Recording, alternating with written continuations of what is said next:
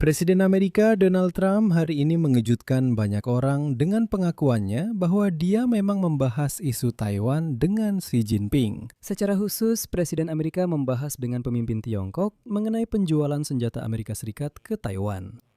Ini bahkan terdengar aneh, sehingga sudah muncul teori konspirasi bahwa Trump benar-benar menyerahkan Taiwan kepada Tiongkok demi kesepakatan ekonomi dan perdagangan. Saya ingin membahas masalah ini dengan sejujur-jujurnya dan tanpa spekulasi. Karena beberapa media sudah membuat judul yang menyatakan bahwa Trump menyerahkan Taiwan. Namun kenyataannya, seperti biasa, jauh lebih rumit. Jadi, mari kita bahas berdasarkan fakta dan menguraikan semuanya dengan jelas. Nama saya Alexei Pichi, mari kita bahas topik ini bersama-sama. Tapi sebelum kita mulai, saya mohon kalian untuk subscribe ke channel YouTube ini, like videonya, dan tolong tulis komentar kalian di bawah video ini. Itu sangat membantu dalam mempromosikan konten di YouTube. Saya akan sangat berterima kasih kepada kalian agar semakin banyak penonton yang bisa melihat episode-episode ini.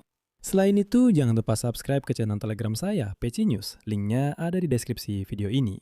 Jadi, mari kita mulai dengan apa yang sebenarnya terjadi selama KTT tentang Taiwan. Xi Jinping di awal pembicaraan langsung menyatakan bahwa Taiwan adalah isu terpenting dalam hubungan Amerika-Tiongkok. Selanjutnya, saya akan mengutip pernyataannya secara lengkap. Isu Taiwan adalah topik paling penting dalam hubungan Tiongkok-Amerika. Jika kita menangani isu ini dengan benar, hubungan bilateral secara keseluruhan dapat tetap stabil. Namun jika pendekatannya salah, bisa terjadi bentrokan atau bahkan konflik antara kedua negara, yang akan menempatkan seluruh hubungan Tiongkok-Amerika dalam posisi yang sangat berbahaya. Kemerdekaan Taiwan pada dasarnya tidak sejalan dengan perdamaian di Selat Taiwan. Pada saat yang sama, perdamaian di Selat Taiwan merupakan titik temu terbesar antara Tiongkok dan Amerika Serikat. Akhir kutipan. Ya, Anda tidak salah dengar. Pada dasarnya, ini adalah ancaman perang secara terbuka jika Amerika Serikat mengambil posisi yang salah terkait Taiwan. Saya tekankan sekali lagi. Xi Jinping mengatakan ini langsung di hadapan Donald Trump. Dia berkata, dengar, jika Anda mengambil posisi yang salah, kami akan berperang. Apa jawaban Trump? Secara publik sama sekali tidak ada yang spesifik. Ada situasi yang cukup lucu. Saat konferensi pers, beberapa kali jurnalis bertanya kepada Donald Trump apakah dia membahas Taiwan dengan Xi Jinping. Dan Trump pura-pura tidak mendengar dan hanya diam saja sebagai jawaban. Dia hanya berdiri seperti itu dengan wajah datar, seolah-olah dia tidak mendengar kalian. Timnya menegaskan bahwa tidak ada komitmen baru terkait Taiwan yang dibuat. Dalam ringkasan resmi Gedung Putih, Taiwan sama sekali tidak disebutkan. Dan untuk catatan, itu berarti satu hal. Kedua pihak tidak mencapai kesepakatan. Sebenarnya ini adalah kabar baik bagi Taipei, karena status quo tetap terjaga. Namun, ada sesuatu yang terjadi sebelum KTT. Itu dimulai sebelum KTT, dan kekhawatiran pun terbukti benar. Dan hal itu jauh lebih mengkhawatirkan. Sebelum terbang ke Beijing, Trump mengatakan kepada para jurnalis bahwa dia akan membahas penjualan senjata ke Taiwan dengan Xi Jinping, dan ini belum pernah terjadi sebelumnya. Karena tidak ada presiden Amerika sebelum dia yang secara terbuka mengumumkan bahwa dia akan berkonsultasi dengan Beijing mengenai pasokan militer ke Taipei. Ini seperti jika seorang presiden Amerika mengatakan, dengar, saya akan menelpon dan membahas dengan Vladimir Putin apakah kita akan menjual senjata ke Ukraina atau tidak. Itu bahkan terdengar sangat aneh. Dan setelah pertemuan dengan Xi Jinping, Trump akhirnya mengakui bahwa memang dia membahas topik ini dalam bagian tertutup pertemuan tersebut. Taruhannya adalah paket penjualan senjata ke Taiwan senilai 14 miliar dolar. Trump bahkan sebelum berangkat dari Washington sudah membekukan proses paket tersebut. Secara resmi, dia tidak membatalkannya, tapi juga tidak melanjutkannya.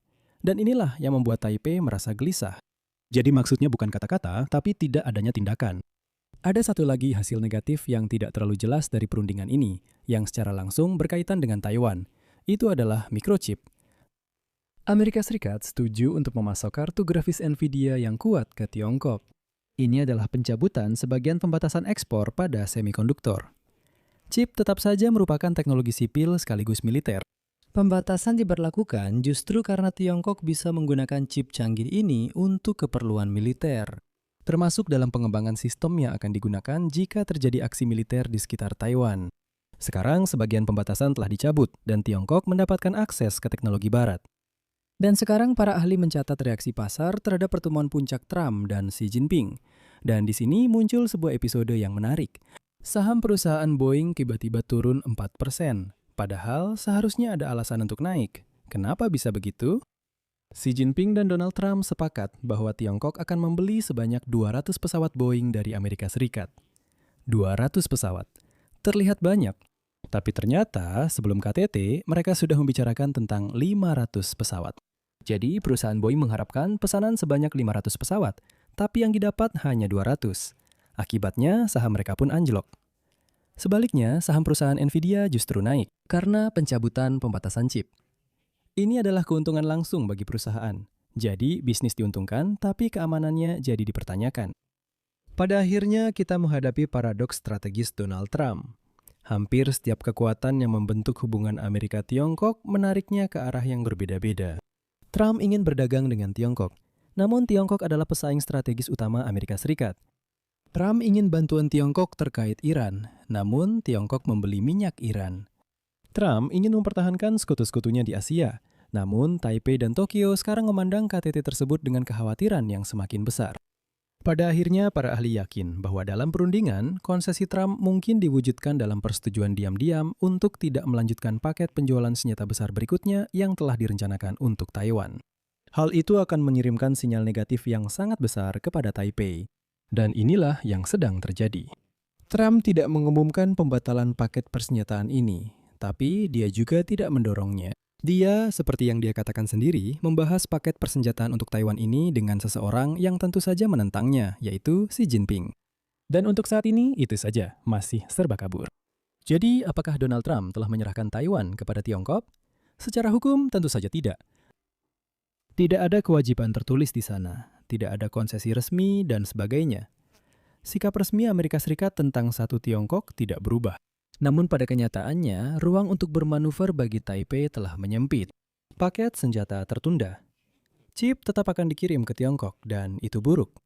Trump secara terbuka membahas pengiriman senjata ke Taiwan dengan Beijing. Dan semua ini terjadi di tengah persediaan militer Amerika yang terkuras akibat perang dengan Iran dan pengeluaran militer Tiongkok yang sekarang memecahkan rekor. Dan di akhir kunjungan, Menteri Keuangan Amerika Serikat Scott Bessent membuat pernyataan yang sangat mencolok yang benar-benar membuat khawatir. Kutipan, pertemuan tingkat tinggi antara Amerika Serikat dan Tiongkok tidak akan lengkap tanpa membahas isu Taiwan. Saya yakin dalam beberapa hari ke depan kita akan mendengar lebih banyak dari Trump. Presiden Trump memahami inti permasalahan dan menyadari betapa sensitifnya situasi ini. Siapapun yang mengatakan sebaliknya jelas tidak memahami gaya negosiasi Donald Trump. Di sini saya akan mengakhiri pembahasan. Tulis pendapat dan kesimpulan Anda di kolom komentar di bawah episode ini. Jangan lupa subscribe channel ini, tekan tombol lonceng, dan jangan lupa beri like. Jika Anda ingin mendukung kerja channel YouTube ini, Anda bisa melakukannya secara finansial melalui donasi atau langganan sponsor berbayar lewat tautan dan informasi yang ada di deskripsi video ini. Itu saja dari saya. Jaga diri Anda, sampai jumpa.